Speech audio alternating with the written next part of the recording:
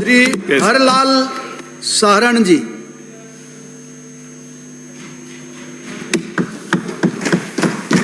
सभापति महोदय, आज सदन में प्रस्तुत विधेयक राजस्थान विश्वविद्यालय संशोधित विधेयक 2025 में मुझे बोलने का मौका दिया, इसलिए धन्यवाद।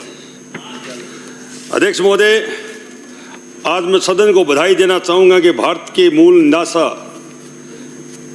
अंतरिक्ष यात्री सुनीता विलियम्स धरती पर 286 दिन बाद सुरक्षित वापस आई है। ये हमके लिए, सबके लिए गर्व का विषय है। हमारा इतिहास गवाह है कि भारत की नारी शक्ति हमेशा देश का नाम रोशन किया है, जिसने कल्पना चावला, आशा भोसले, जिसका मेरे कामा आदि ऐसे अनेक नाम है। मैं सदन को कहना चाहूँगा कि अपना देश का नाम ऊंचा करने वाले गौरव को बधाई और धन्यवाद देना चाहिए।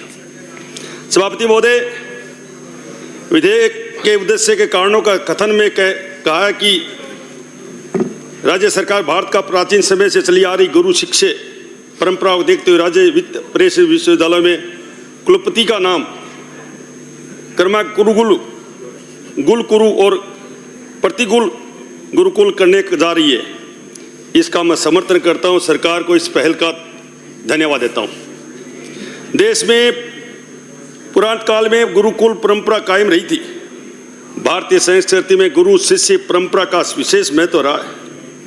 इस समय विद्यार्थी केवल शास्त्रों और विवाद के ग्रहण करने थे, बल्कि ये अनुशासन, पश्चिमी त्याग और समाज की जैसे उच्चतम गुणों को भी परिचय होता है। सभापति महोदय, हमारे देश में उन शिक्षा गौरवशाली इतिहास रहा है जहाँ विश्व भर में छात्र ज्ञान प्राप्त करने आते थे।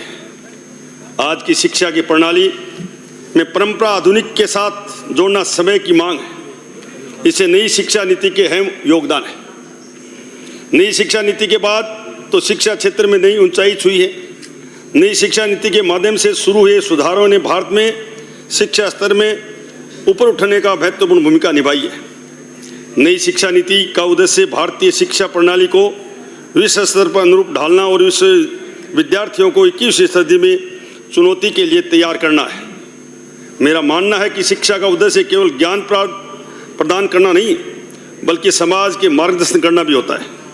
आधुनिक युग में युवा पीढ़ी को नई तकनीक की जरूरत अपनाना चाहिए, लेकिन उन्हें प्राचीन शिक्षा पद्धति के बारे में भी ज्ञान होना चाहिए।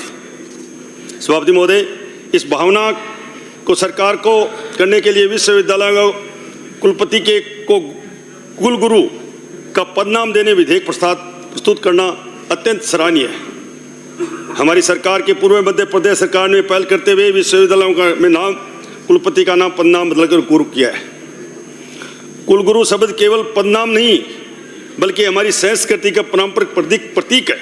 ये शब्द प्राचीन भारतीय शिक्षा व्यवस्था के प्रतीक है, जहाँ गुरु का सम्मान भगवान से बड़ा किया है।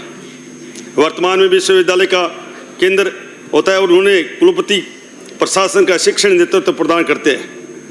कुलगुरु का पदनाम केवल इस भूमिका में गरिमा बढ़ाएगा, बल्कि भारतीय ज्ञान परंपरा आधुनिक शिक्षा प्रणाली से जोड़ने का भी कार्य करेगा। सभापति महोदय, आज भारत में लगभग 1100 से ज़्यादा केंद्र और राज्य के निजी और डिग्री विश्वविद्यालय का 42,000 से ज़्यादा कॉलेज हैं।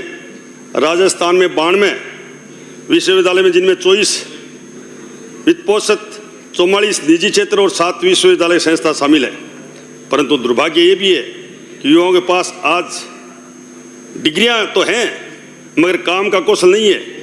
कॉलेज से निकलने वाले अधिकांश विद्यार्थी नौकरी के इसलिए हासिल नहीं कर पाते क्योंकि उन्हें केवल किताबी ज्ञान है।